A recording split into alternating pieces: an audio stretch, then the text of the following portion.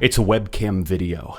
That means things have to go there. I'm not sure why this is a tradition. So the other day I was grocery shopping and I was listening to a video by Rocket Sloth where they listed every Halo game. It was this tier list thing. I've seen them, but I've never done one for myself. And you know what? That Rocket Sloth video, that tier list video, I thought it was pretty well done. But I have some different opinions, and I'd like to share them with you now. But first, it's time to pay the bills. I'm extremely fortunate to have partnered with Apex Gaming PCs to create a custom line of late-night gaming themed PCs. The PCs have been pre-built, which means it's easier for you to get your gaming on once yours arrives. They come in 3 tiers: Marine, ODST, and Spartan. Each tier of PC is designed to run modern games, and they're built for different budgets people have. Best part is due to the modular nature of PCs, if you buy yourself a Marine tier PC, later on, if you want a bit of a boost, you can just buy some upgrades for it. It may not be Monday, but you know what they say. It's Monday somewhere in the world. That's not actually a saying. Apex Gaming PC still has their Cyber Monday sale going on, which nets you a whopping 15% off if you use the coupon code LATENIGHT with your order to support the channel. Thank you to Apex Gaming PC for sponsoring the video, and let's get back to the topic at hand. So, alright, here's the tier list. We're going to start off with the first game in the series, Halo Combat Evolved. So if you look at Halo Combat Evolved's development history, it was kind of a miracle that the game was as coherent as it was, not just in terms of the mechanics, but even the story. It was more or less kind of thrown together and then stitched in place in the last year of development. Multiplayer almost didn't make it with the final release. And so when understanding those things, Halo Combat Evolved is kind of really amazing. I don't think it's really nostalgia goggles to say that Combat Evolved is one of the greatest first-person shooter campaigns of all time. I think it's definitely up there with Half-Life. A lot of the lessons that Combat Evolved taught the first-person shooter industry are still used to this day. And no, I don't think Halo Combat Evolved ruined the first-person shooter genre. I think what it did was it set down some ground rules, some things that work, and then it was up to various other developers to kind of take those rules and design their own games off of them.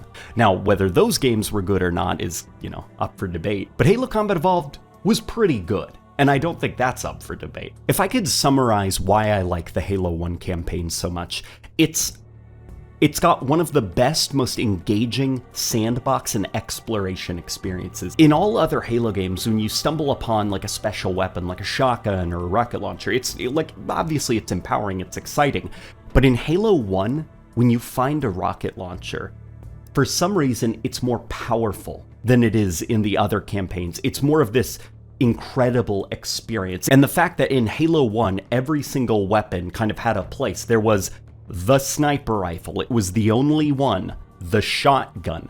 The rocket launcher. It made the act of finding them a lot more exciting because their role could not be filled by other weapons that were very similar. Within a bubble, within a vacuum, it helps make Halo 1's campaign just legendary. It's so much fun to play, even years later. The game also supported 4-player split-screen multiplayer. You could run around with your friends on all these different maps, or you could system link and run big team battle on huge maps. And this was before kind of like the modern way that multiplayer maps are created, where they have to be curated and balanced and tested, and you get the vibe that like all the fun and edge is sanded off until they're these like dull, curated things. In Halo Combat Evolved, maps were messy, they were sloppy, and that's the fun of them. All these years later, Halo Combat Evolved is legendary. It lives on currently via the Master Chief Collection, and unfortunately the Master Chief Collection port of Halo Combat Evolved has couple of wonky things going on with its sandbox balancing and the multiplayer component, but I still think that party atmosphere is able to shine, especially if you're playing the way it was intended, which is 2 versus 2 on small maps. And let's not even forget the incredible soundtrack. Because of all of these various things, Halo Combat Evolved, it goes up in godly. So alright, the sequel, Halo 2. This game also had a very disorganized, very rushed, very troubled production. I do think Halo 2 bears a lot of the scars that it obtained during its development process. Notoriously, the third act was completely cut from the campaign. It's easy to look back at the base campaign and be like, holy moly, this really was unfinished. It's very interesting then that in spite of all those things, Halo 2 is considered one of the best games in the series and one of the best shooter campaigns of all time. And I think the key to Halo 2's success was honestly the early 2000s cool factor. When you look at the atmosphere surrounding the game, not just pre-release, but also with the launched product itself, the visuals of the main menu, the fonts used, the music and various artists that actually contributed to Halo 2's soundtrack, there's just this early 2000s cool factor that just it can't really be scrubbed away. Halo 2 has style, and there's no way about that. The campaign was ambitious, made use of really impressive cinematic techniques. And then when you hop on over to the multiplayer part of things, Halo 2 took Halo online. Finally, players were able to matchmake against each other. The multiplayer wasn't this last-minute thing with very little thought put into it. There was a desire to make a really good online experience for Halo's multiplayer. And I think it definitely shows. On one hand, you have the submachine gun, which was this close-range, fully automatic weapon, and it was designed for social starts. That way everyone could run around the map with ease. But then, if you wanted things to get a bit sweaty, a bit competitive, you give everybody the battle rifle, and now you've kind of got a repeat of Halo Combat Evolved's competitive tournaments, where everyone's cross-mapping each other with magnums. Bungie was able to have their cake and eat it too with the way that they designed the multiplayer component. Halo 2 is big, it's messy, it's sloppy, it's glitchy, but it's charismatic. And so because of all of those things, I'm putting Halo 2 firmly up in amazing. Anywhere lower just isn't fair to that game. Now, Halo 3. I've got a lot of nostalgia for this thing. It was my first ever experience with a console generational leap. So when I look at Halo 3, I think of how impressive the lighting system Bungie used was. I think of how vast and how big the campaign play spaces were, and just how impressive a lot of the set pieces were, like the Scarab. The campaign for Halo 3 is a good time.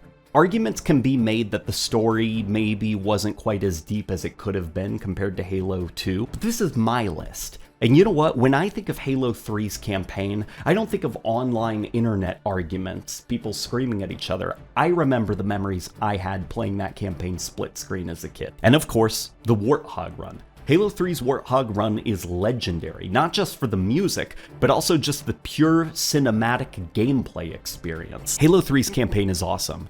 But you know what's more awesome, and the main reason that I have such nostalgic memories for Halo 3?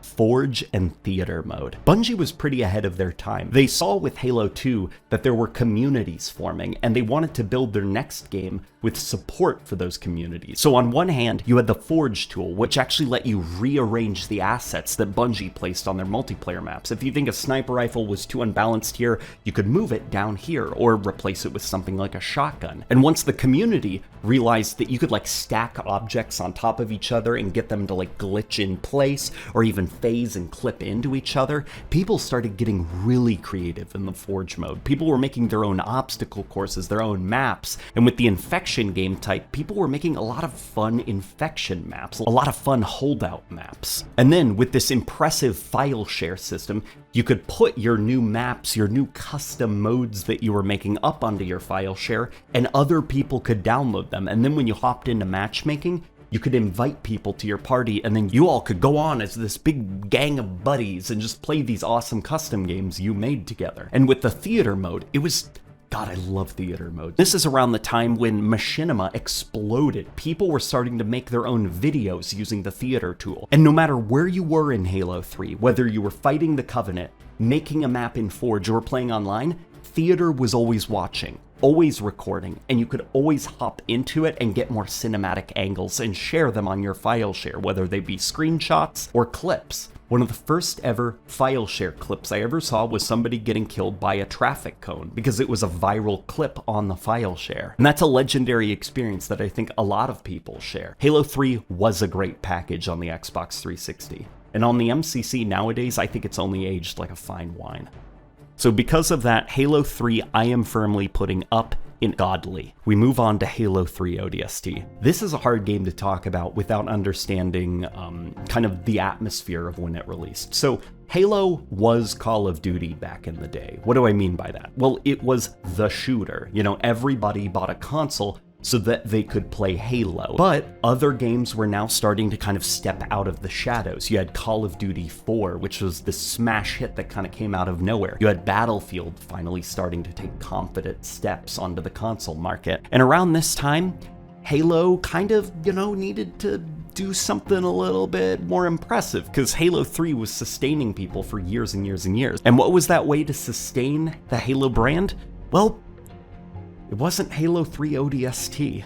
The game was actually trashed by people when it came out. Reviewers gave it a fair shake, but a lot of gamers, they felt like it was kind of like, this is like a Halo 3 asset flip. What is this? This is, what? And unfortunately, I also felt the same way, you know? Like, it didn't come with a multiplayer component. It came with a pretty short campaign. It came with this firefight horde mode, but Call of Duty was over here doing Nazi zombies, which was way cooler. And it wasn't until years and years later when I actually gave ODST a fair shake. And you know what? ODST is a pretty good game. For $60, I think it's a tall ask, but for the more appropriate $25 or even less dollars, I think a Halo 3 ODST is a pretty solid package. Because there isn't a multiplayer component, Bungie could actually really focus on the sandbox this time around. By the time of Halo 3, Halo's sandbox had started to get a bit, you had a lot of guns that were struggling to find a place for themselves. You had a lot of mechanics that were starting to get in the way of designing new guns, and you know what Bungie said? Strip it all down, let's start from the basics, like Combat Evolved. There's no multiplayer to worry about balancing for, so all they had to do was focus on the campaign, and they made a pretty solid sandbox experience. Halo 3 ODST's campaign is a really good time. It's fun to play through. It has a solid sandbox. And not just the gameplay experience, the actual atmosphere of the campaign can't be understated. Maybe it was kind of like the creative restrictions of working on purely back-to-back Master Chief stories, but the fact that Halo 3 ODST was the first game where you weren't Master Chief, I don't think it's a surprise then that the soundtrack also went crazy. Marty O'Donnell and Michael Salvatore were able to get from under the green boots of the Chief and deliver us a really unique sounding musical experience. And what's really impressive is, in spite of how unique it is, it still sounds like Halo music, especially the action bits. And the firefight mode, it's a great distilled way to experience just raw Halo combat. I'm of the opinion that Halo combat is a lot more fun when you are the aggressor more than you are the defender, but in ODST's combat loop, defensive gameplay actually works pretty well, and the firefight mode is a ton of fun. So because of all of these different factors, Halo 3 ODST, I'm putting in the great tier. This doesn't mean that it's lesser than Halo 2 or lesser than all the other games. It just means exactly what it says right there. Halo 3 ODST is great. Really good. Now, let's move on to Halo Wars. Halo Wars was the first Halo title without Bungie. And not just that, it wasn't a first-person shooter. It was an RTS game. Now, here's a bit of background. I grew up playing RTS games. I grew up playing the original StarCraft as well as the Brood War expansion. Age of Empires 2, that was my jam as a kid. So these kind of sprite-based, semi-empire building game RTSs, I love those. Those are my type of RTS experience. Halo Wars was an RTS game made for console, specifically the Xbox 360, and that came with some pretty harsh limitations. When I was younger, I didn't really give Halo Wars a chance because whenever I'd try to play it, all I could think about was how much cooler it would be if I could place my base anywhere, if I could make more units than the game would allow for, if the maps were bigger, more expansive, if there were semi-empire building mechanics built into the game. And as an adult, I've grown to appreciate Halo Wars a lot more for what it is. Did you guys know that Halo Wars retained a cult community for an extremely long time? Even past the Xbox One's launch, people in the Halo Wars community were still returning to it and still playing it and not giving up on it. And it's partly why 343 was inspired to make Halo Wars 2, just due to the unusual commitment the Halo Wars community had to that game. So Halo Wars is a great game, but it's never been an RTS game for me. I don't know if maybe I'm stubborn or maybe I'm spoiled on PC RTS games, but the limitations and the gameplay systems built around those limitations, they always frustrated me more than they excited me. What I can give Halo Wars, though, is the presentation is superb.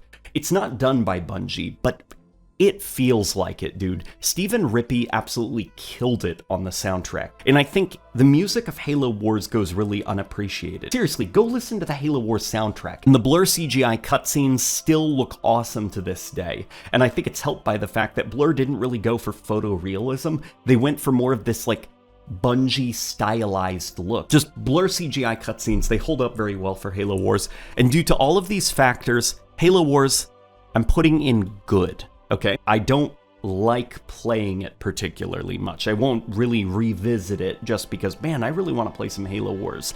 But that doesn't mean it's a bad game. It is a good game, okay? It's just not my cup of tea when it comes to RTS gameplay. Now, Halo Reach. Remember how I was talking about how ODST was an asset flip of Halo 3, and that there was a lot of criticism about ODST when it came out?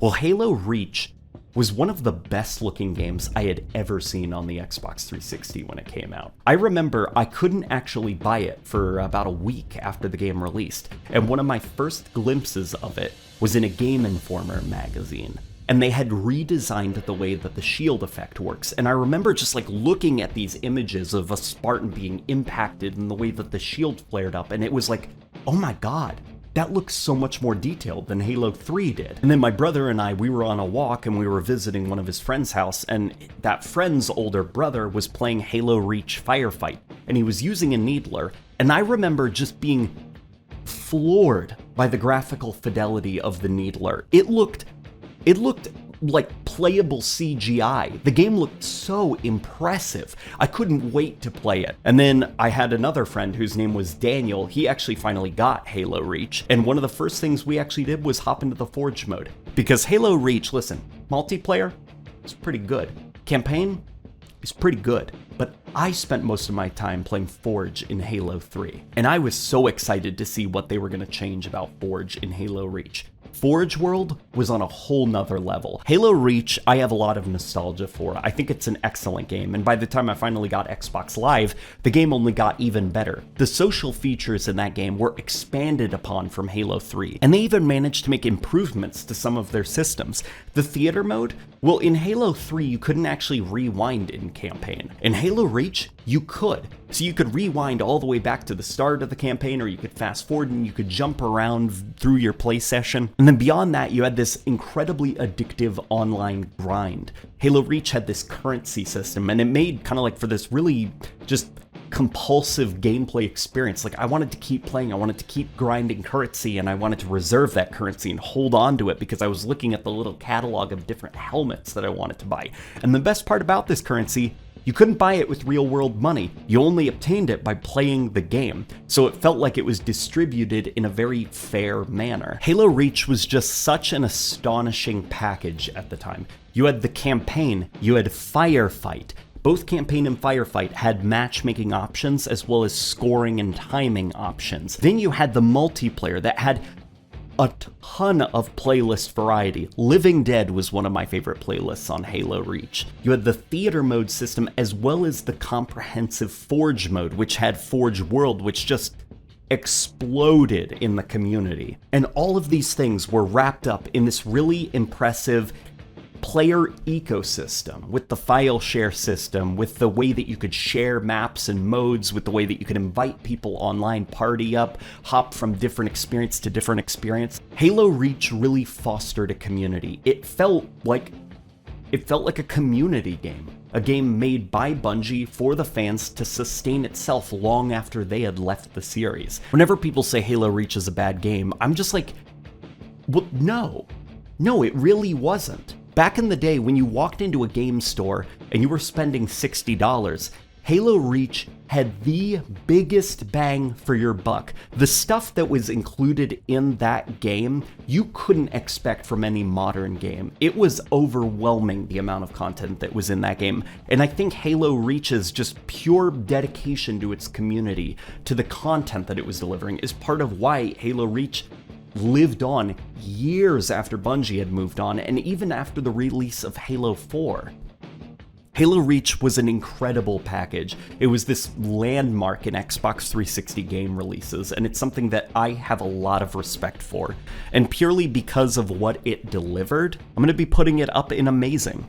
We could nitpick things like the armor abilities all we want, or the weapons, or even the art style, or whatever we want to criticize. But Halo Reach has my eternal respect for what it gave me for the money it asked. The time I spent on Halo Reach forging, the time I spent in the campaign with a buddy, the time I spent in online matchmaking or running around and exploring my own theater clips and uploading them to the file share, that's time well spent.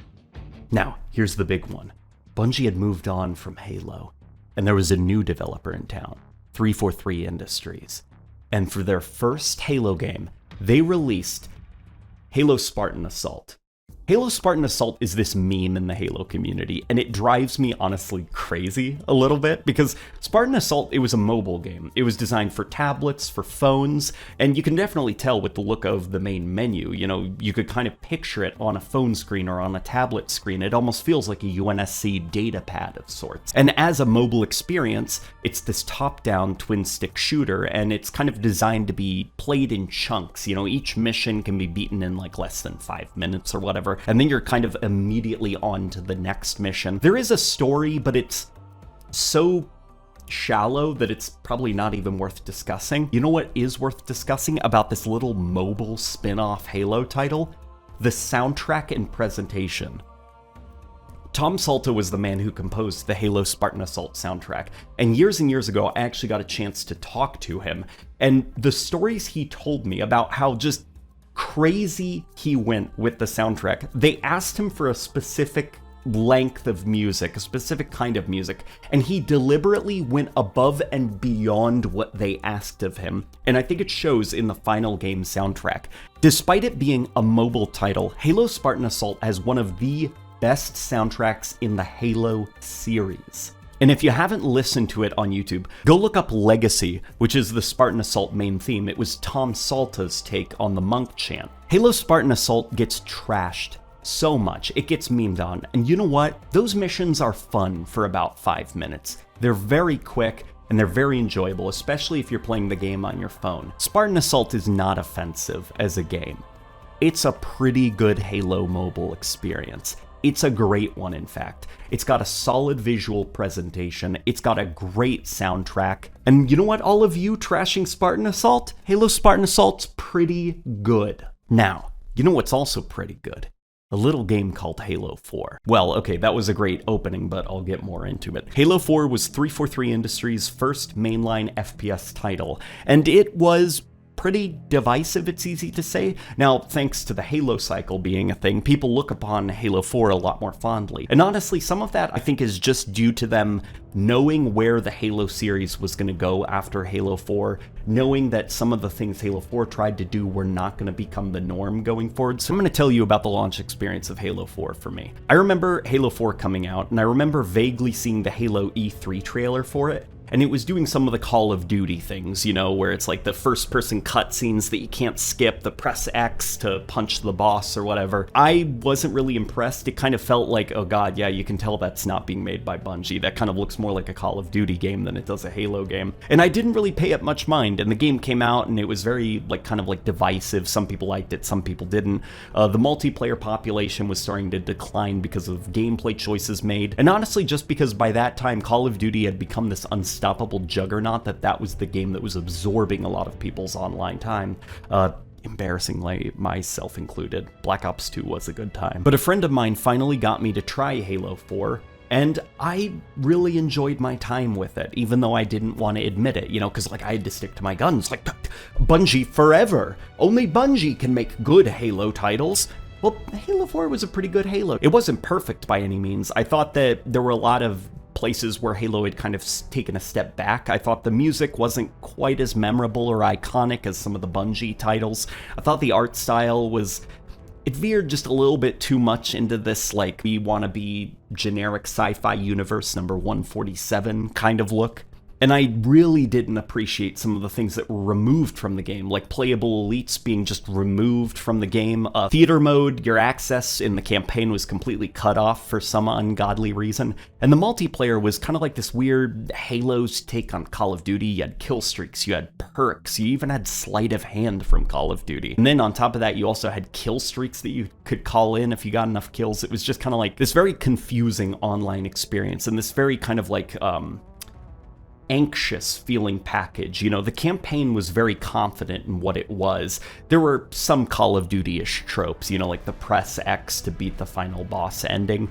But the campaign was very confident in what it was trying to be. On the multiplayer side of things, you know, Firefight was gone. You had this new Spartan Ops mode that was ambitious, but clearly maybe a little bit too ambitious for the resources they had. And then you had a lot of regressions, like what you could do with the infection game types, which basically kind of killed the custom game community, at least in Halo 4, and a whole host of other problems. And you had what felt like, for the first time, a regression in terms of quality for the Halo series. When you compared Halo 4 to Halo Reach offered more for what you were paying than Halo 4 did. That doesn't stop Halo 4 from being a pretty good game, though. I think in isolation, Halo 4's story is actually a very fascinating kind of one-off character study of the Master Chief, especially if you're a fan of the books. You know, Halo 4, it was setting the stage for the future of the series under 343, and it had a lot to juggle. When you escape a lot of the hyperbole in the community, Halo 4 was an honest try, and I think it got more right than it did wrong. Sure, it wasn't as good as Halo Reach or Halo 3 or 2 or any of the Bungie titles, but when you stacked it up against other shooters in the industry, Halo 4 was still really up there. It was an incredible, well-made package. And because of that, Halo 4 I'm going to be putting up in great. Now, this is where things start to get dicey. The Master Chief Collection. Which version of the Master Chief Collection are we talking about? Because there are two versions. In fact, there's been like more than just two. There's been like so many as they've patched the game into a working state. It was kind of a disaster. Well, a disaster is understating. It was an absolute catastrophe. The online matchmaking was incredibly broken. You could get into games if you tried really hard enough, but the fact that you had to try and use workarounds and look at YouTube guides on how to actually get a match going, it wasn't it, Chief. And all of the ports of the various Halo titles that were contained within, they all had a lot of problems. They were not very good ports. You had a matchmaking that just didn't work the way it was supposed to work, and on top of that, it crashed, broke, glitched, and froze up a lot. And what kind of sucks is 343, they acknowledged that there were problems and they were going to make it right by the community. They released the Spartan Ops mode from Halo 4 as free content months after the launch of the game. They also released Halo 3 ODST for free until a certain cutoff date, then they wanted to charge you money for it. But then, suddenly, updates stopped coming to the game. They just stopped patching the game. There wasn't an announcement that they were winding down updates, that they thought the game was solid. Just suddenly they stopped updating the game. And by this point, the MCC was left in a pretty buggy state. In fact, the ending QuickTime event of Halo 4 was bugged. It told you to press the wrong button. If you looked at the Halo subreddit, every couple of weeks you'd see somebody saying, hey, how do I beat the final mission? I've got the MCC and I'm doing what it says to do, but I can't win. And people have to say, no, the game's lying to you. They haven't fixed that bug. You have to press this button instead. 343 just didn't address it. They dropped the game. But that's not what the MCC is nowadays, is it? Around 2017, there were rumblings that the MCC was going to be coming back. You know, internally on Microsoft's own servers, there were like subtle updates that were happening. And finally, 343 actually came out and talked about the Master Chief Collection. They talked about how it's not in a good place and that that's not right for the community. And then in 2018, I believe, the Road to Redemption started with a big 4K patch for the MCC. And since then, 343 has brought the MCC to not just, Xbox One X as well as the Xbox Series X,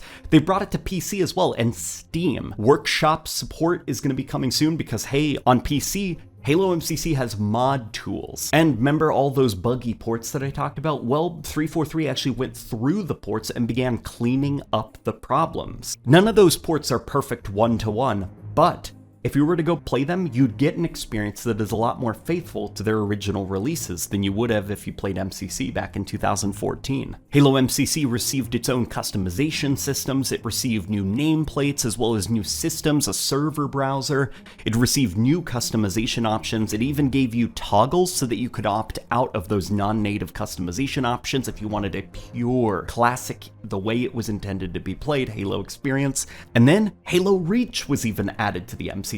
But then with Halo Reach also came Firefight, and then they also went back and added Firefight to ODST, and just currently, MCC is in a very good place right now. MCC is one of the strongest, best packages for a Halo fan. It has all the Halo titles on it.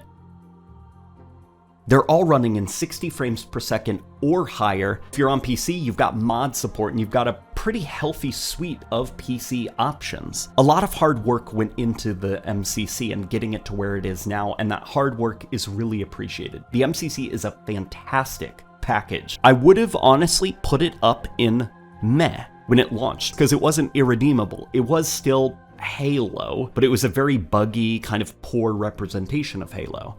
But now, MCC's up and godly, dude. They gave it new life, and now Halo MCC sits up there with the greats. MCC's a good time. The only problem with it is the main menu and the removal of those old loading screens. God, what I wouldn't give for them to patch back in those original loading screens. Let's move on to Halo 5. In 2015, a year after the launch of the original MCC, the Halo community was already kind of like, grumbling because it was like, hey, you guys pretending the MCC doesn't exist? What's going on? And then on top of that, you've got Halo 5, very controversial prior to release. A lot of the marketing was focusing on this, like, the Master Chief's being hunted, the Master Chief's a traitor, Master Chief is dead, like, screw you, screw Halo, screw everything, like, Master Chief's helmet is being blown up. It was a lot of, like, just, we hate Master Chief marketing. And then on top of that, they announced that, yeah, split screen, we're not gonna ship the game with split screen, and everyone was like, what? And then they were also like, yeah, playable elites, nope, we're still not bringing them back, and I was at least like, what? And then they were like, oh yeah, we're going to be adding loot boxes to the game as well. And they released that news in this very, like, condescending trailer that was really rude to its audience. And it was like, what? Firefight, nope, it's not coming back. We've instead designed a mode around the microtransactions called Warzone. No, you can't play it in customs, it's only online. Theater mode, nope, it's not coming to the campaign. Also, Forge isn't going to be making the launch. Also, we cut 90% of the modes from the game. But Halo 5 will be a live service. This was one of the first ever times I had ever heard the term games as a service. Halo 5 is a game as a service. So over the course of the next year, the rest of the content that Halo games used to launch with will be patched into the game. I remember waiting 1 month for Big Team Battle. It didn't even get its own maps. They were made on Forge maps. 2 months for the Forge mode. 4 months for Griffball and a Gravity Hammer. And then beyond that, 7 months for Infection. I had to wait over half a year. I can't remember when the file share was added, but that also didn't arrive with Forge either. So it was like, you're making all these impressive things in Forge mode. Too bad you can't share them with anybody in the Halo community, unless they specifically search up your gamer tag. And okay, all right, like, the game launched very incomplete. Was the story at least good? Not really. Like Whiplash, it was kind of like this huge drop in production value and presentation from Halo 4. Cutscene presentation was different. There was just this odd pacing to the story. It was really hard to follow what was going on. Things were being quickly dropped and then reintroduced to players. There was a lot of plot threads from the previous game that were just completely cut off. And there was just this like no room to breathe feeling. And then suddenly the campaign was over and you were just lost with, like, you were just stuck with, like, what was the point of that? And then on top of that, no split screen. So you couldn't play it with your buddies unless you were playing specifically online. And then on top of that, Halo 5, it made a lot of very core changes to the way Halo's gameplay is done. So traditionally, Halo has always been very simplistic core movement, but then a very expansive, very complex external sandbox.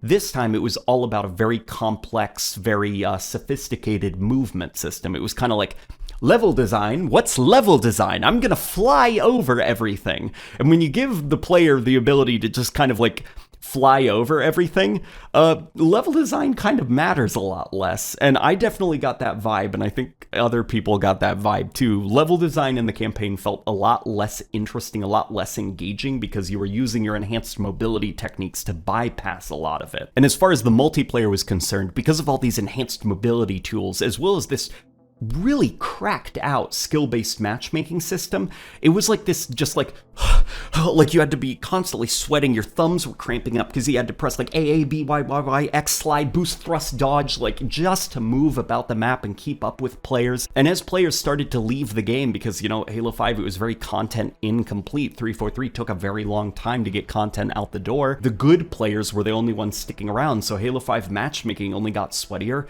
and sweatier, and soon 343 had to start like removing certain enhanced mobility techniques from the matchmaking just to kind of cool it down a little bit, like the Spartan charge, but that just kind of wasn't enough. Thankfully, by the time a server browser was added to the game, I think that's when Halo 5 really turned it around, because you could escape the matchmaking, you could escape the campaign, and you could dive purely into the Forge experience and the custom games experience, because that's where Halo 5 really shined. Halo 5's Forge and custom games were tippy top. I didn't think it was possible for anything to rival or even surpass Halo Reach's custom games and Forge experience, but by Jove, Halo 5 did it, and then some. 343 even released a dedicated Forge tool for the PC, and you know what? That's where I spent most of my time playing Halo 5. It was on PC, forging maps, and then putting them up on the file share for anybody to play. So Halo 5. I don't really like the gameplay. I don't really like the story. Multiplayer, not a big fan of that either, nor am I the competitive aspect of it. But the Forge and custom games, they were so good when they were finally added that it's enough for me to put Halo 5 up in good. Halo 5 is a good game, okay? It's not my cup of tea for Halo, it's not my preferred way to design a Halo game. As a package, right now, if you were to buy Halo 5, you'd be greeted with a lot of good value, especially for the cheaper asking price. And you heard that from me. So, after Halo 5, we got Spartan Strike. Spartan Strike is an interesting one. Remember how I praised Halo Spartan Assault? Spartan Strike is one that I'm not the biggest fan of. Tom Salter returns, and of course his soundtrack is very good. But the soundtrack reprises a lot of the songs from Halo Spartan Assault, and I think kind of like Halo 2 Anniversary, where it's a recomposition of the original Halo 2 soundtrack, but it's a bit too loud for its own good. The Halo Spartan Strike soundtrack, I feel the same. I think it's just a little bit too over-composed. Like, the original was perfect. You didn't need to add extra instruments to it. They just kind of sound out of place to me. And on top of that, the design became a lot less like start and stop. It became a lot more linear, a lot more story-driven. Levels were longer, there were extended tutorial sequences, even like semi-weird stealth sequences. And because of that, the act of playing it took longer than normal, and it started to kind of drift away from that mobile game experience that I expected from it. I didn't actually end up enjoying Spartan Strike. I thought it just kind of like, this isn't why I enjoyed the original Spartan Assault. It was also around this time when I noticed this very annoying trend for the Halo series, where it seemed like Halo's universe was shrinking in scope. If you were going to play a new Halo game, you were only gonna play it as a Spartan. You were gonna earn Spartan points for your Spartan and online Spartan Warzone simulation multiplayer. What's that? You wanna play Halo on the go? Well, load up your game of Halo Spartan Assault and Spartan Strike. In fact, in one of the first cutscenes of Halo Spartan Strike, an ODST lands in New Mombasa during the events of Halo 2, but then they're like, because this is a simulation, you're gonna be a Spartan now. And I'm like, no. I would have liked to play Halo ODST Strike, but no, everything's a Spartan now, and that's just a minor nitpick. So Halo Spartan Strike, it's meh, you know? It's not bad, it's not a dysfunctional piece of software, it's just kind of meh to me. So by this point, the Halo community was pretty sour on a lot of things. MCC was broken, 343 wasn't talking about it. Halo 5 was kind of shocking to a lot of Halo fans. It launched incomplete, it was pretty buggy, campaign was super lackluster. Halo was just kind of going in this weird direction that nobody was happy. And then Halo Wars 2 had this incredible trailer. And then on top of that, the game released, and it was pretty good. The story was a little bit shallow, well, a lot shallow, but it was a solid follow-up, with the only criticism being that the soundtrack was not very good, minus a couple songs. The soundtrack sounded more like it was trying to be Star Wars than it was Halo. But what really stood out for Halo Wars 2 was it kind of felt like the first Halo title in a very long time that had like that, like bing, bing, bing, bing, bing, like that original Halo magic. I hear it, it's still here. Like, the game aesthetically looked more like it took place in the Halo universe. Atmospherically, it felt more like a proper Halo title. And it had less of like that, look guys, we're the Avengers vibe that Halo 5 had. Now, Halo Wars 2, the actual act of playing it, a lot of my criticisms of Halo Wars 1 actually repeat here. As an RTS fan, I think that Halo Wars 2 is unfortunately too limited by console limitations, or even at this point, just design limitations. You know, people wanted a follow-up to Halo Wars, so they got that, complete with, you know, things like you can't select where you want your base to be, as well as probably market demands for something uber fast-paced. They really pushed that during the marketing of Halo Wars 2. This is going to be the fastest-paced RTS game you've ever played.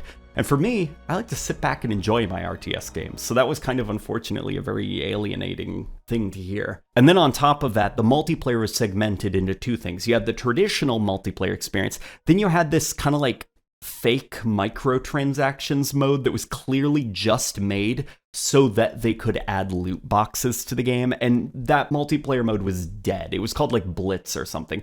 Nobody played it because everyone could be like, I know why this exists. This wasn't made for me. It was made for money. So Blitz was a waste of development resources. The multiplayer was there, but it also focused a lot on like hero abilities, which the core Halo Wars community was a little bit iffy about.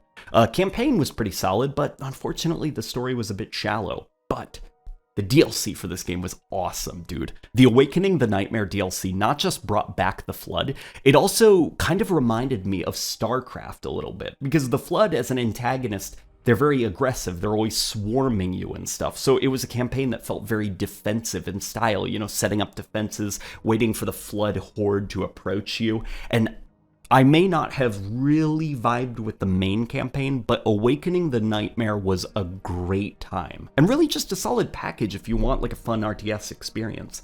And Awakening the Nightmare came with a really awesome firefight mode. It was kind of like inspired by balloon tower defense, and it's just great. You have to defend this thing from waves and waves of enemies, and the enemies will come through these lanes, and so you're just setting up auto sentries and units to defend the lanes, and it is just mindless fun.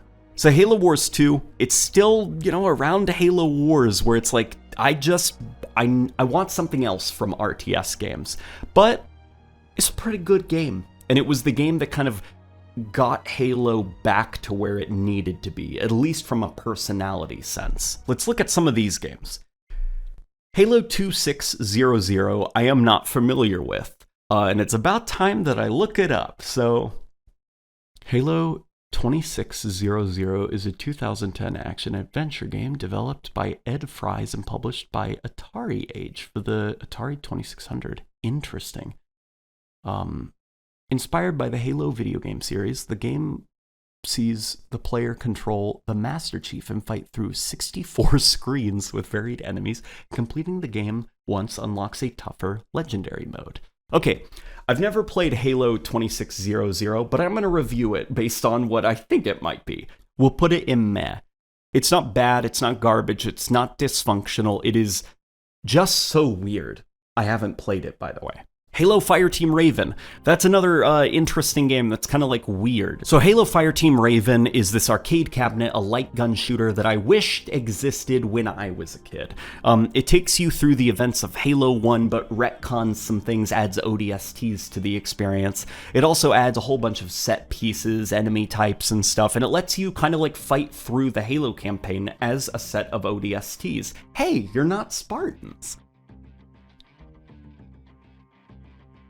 And what's cool is you're always in the footprints of the Master Chief. He's always ahead of you somewhere. You may not see him, but sometimes you'll see his handiwork as you fight through kind of big action set pieces. And you know what? When you're in an arcade and you're kind of surrounded in that atmosphere, all the buzz, all the lights and stuff, and you see that giant Halo arcade cabinet, you put your little card in and you actually play some Halo light gun shooting. Halo Fireteam Raven is a good time. I enjoy it. It's a lot of fun. I see a lot of people trashing it, and I think that unfortunately it's just kind of like that.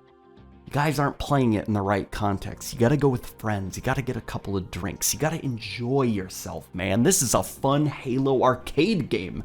Bask in the atmosphere. Take it all in. Halo Fireteam Raven, it is good. It is perfectly good, perfectly enjoyable. I really like playing it whenever I see it out in public. Now, the final one, Halo Infinite. Man, this is a hard one to talk about because Halo 5 released content incomplete, but by the time that we did this list, Halo 5 was able to get itself up off its feet, dust off the breadcrumbs that were all over it, and kind of clean itself up a little bit. Halo Infinite, it's been over a year since the release of the game, and Halo Infinite is still in an astonishingly unfinished state, as well as a buggy state. So reviewing it is kind of hard. Halo Infinite as a shooter package, you get a very Far Cry light open world campaign. It's got a pretty good story, but I think that the story is really weighed down by some of the just very strange design choices in the open world. Music was outstanding. It was the first 343 Halo title where I thought the music sounded kind of like it was pulled from a legacy title. It was so good. But as far as the multiplayer experience is concerned, it's incomplete. You know, it's missing a ton of modes even a year later. Forge just made it to release over a year after the game's release, but Forge is in a very buggy state. It does have a file share, but there's no server browser or anything like that. Custom games are very hard to get going just because custom games are very bugged. So currently where Halo Infinite is, I don't want to put the game on this pedestal based on, you know, the potential of it. Once it's complete, it'll be up here purely where it is right now. The customization system is very unsatisfying. The game is very content incomplete. There's no split screen for the campaign. The game is very buggy. It crashes a lot. It's just... If it wasn't for Forge, I would have put it in the meh category. But Halo Infinite is going in a very, very soft good. It is on the verge of falling down into the meh category.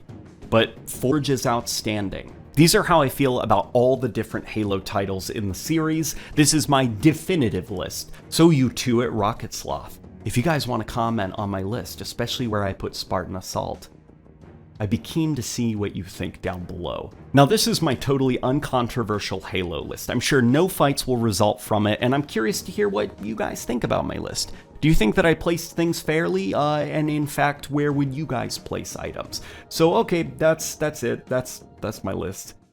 How long have I been recording for? Oh no, an hour. Okay, I'll see you guys later.